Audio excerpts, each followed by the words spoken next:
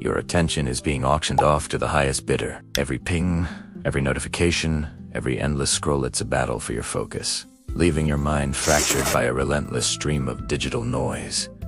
It feels impossible to escape, right? But what if a Roman emperor from 2,000 years ago held the secret to defeating the modern algorithm? What if the key to finding inner peace in this chaotic digital age was hidden in the personal diary of one of history's greatest thinkers? Today, we're diving deep into the wisdom of Marcus Aurelius. We're not just talking about philosophy. We're applying his radical discipline to reclaim your inner stillness, to build a mental fortress against the distractions of the 21st century. So, who was Marcus Aurelius? He wasn't some guru living in a secluded monastery. He was the most powerful man in the world, the emperor of Rome, dealing with wars, plagues, and political backstabbing. Yet, amidst all that chaos, he managed to cultivate a profound sense of inner tranquility. His book, Meditations, wasn't written for us. It was his private journal, his personal guide to living a virtuous and peaceful life. And that's what makes it so powerful. It's raw, practical advice from someone who truly lived it. The core of his philosophy, Stoicism, isn't about suppressing emotion. It's about understanding what you can control and what you can't.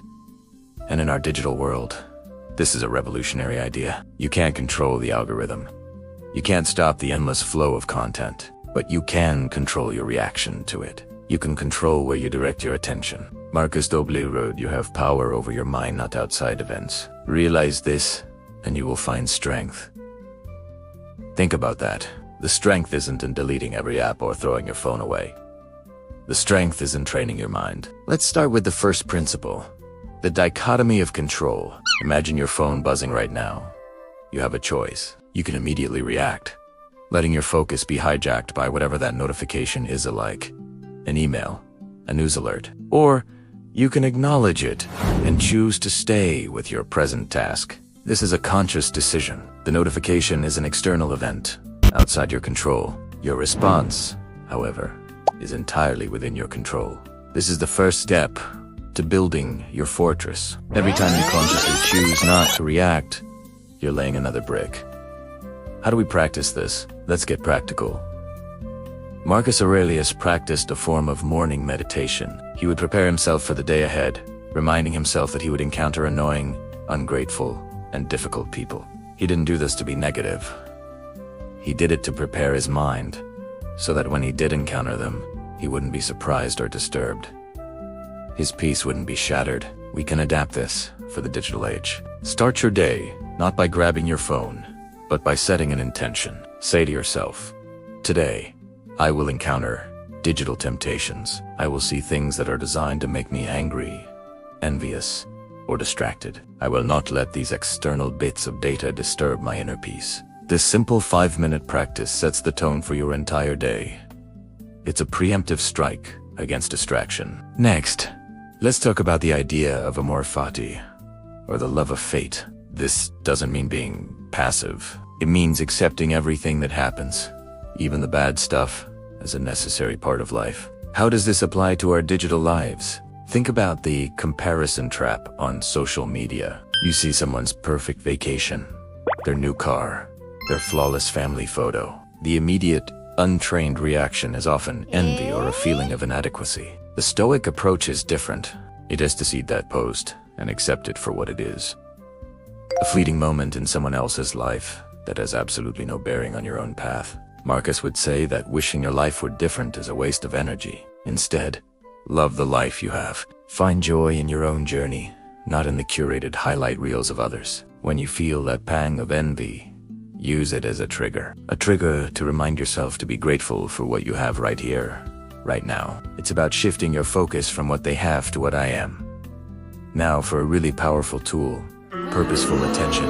Marcus believed our minds are dyed by the color of our thoughts. If you constantly consume junk, content out, rage bait, gossip, mindless entertainment, your mind becomes cluttered and agitated. Your inner world starts to reflect the chaos of your digital feed. The solution isn't just to consume less, but to consume better.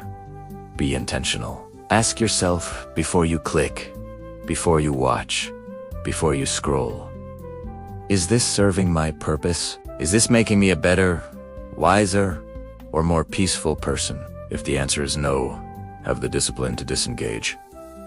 Unfollow accounts that consistently make you feel bad. Curate your feed to be a source of inspiration and knowledge, not a source of anxiety.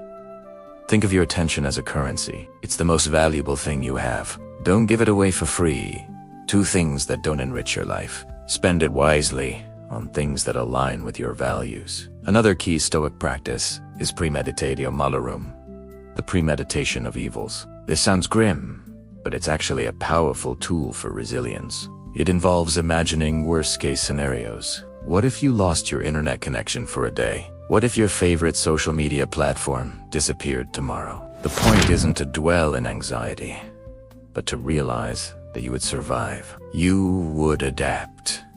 Life would go on. By mentally rehearsing these digital disasters, they lose their power over you. You become less attached, less dependent. You realize your happiness and well-being are not tied to the fragile digital structures we've built. Your peace comes from within, from your own resilient mind. So try it. Imagine your phone is gone for a weekend. What would you? You'd probably read a book, talk to a friend, go for a walk. You'd be fine, knowing that makes you less of a slave to the device in your pocket. Let's also consider Marcus's perspective on time. He was acutely aware of how short life is. He wrote, "Think of yourself as dead. You have lived your life. Now, take what's left and live it properly." This is a powerful antidote to procrastination and mindless scrolling. Every hour you spend lost in a digital rabbit hole is an hour of your one precious life that you will never get back. When you're tempted to scroll for just 5 more minutes, remind yourself of this. Is this the best use of the little time I have left? Is this how I want to spend my life? This isn't about creating pressure or anxiety. It's about creating urgency and purpose. It pushes you to exchange cheap, fleeting digital pleasures for deep, meaningful real-world experiences. The choice between watching another random video and calling a loved one becomes very clear when viewed through this lens. Finally, the most important practice of all is reflection. At the end of each day, Marcus would review his actions. He would ask himself, where did I go wrong? What did I do right? What duty was left undone? We can do the same with our digital habits. Take a few minutes before bed away from any screens and reflect. How did I spend my attention today? Did I get sucked into arguments online? Did I waste time on things that didn't matter? Did I use technology to connect with people meaningfully, or did it isolate me? Don't judge yourself harshly. The goal is not self-criticism. It's By noticing your patterns, you can begin to change them. Maybe you notice you always scroll on Instagram when you feel bored. The next time you feel bored, you can consciously choose to do something else. Stretch. Listen to a song, or just sit with the feeling for a moment. This daily review is how you learn and grow. It's how you slowly, day by day, build the discipline to master your digital world instead of letting it master you. So, the secret of the Roman emperor isn't some magic trick. It's a system of training. It's about recognizing the dichotomy of control, practicing purposeful attention, preparing your mind for distractions, loving your own path, and reflecting on your day. It's hard work, yes. It requires discipline, but the prize is immeasurable. A calm, focused mind, inner peace, a life lived with purpose and intention, not at the mercy of an algorithm. Your attention is yours.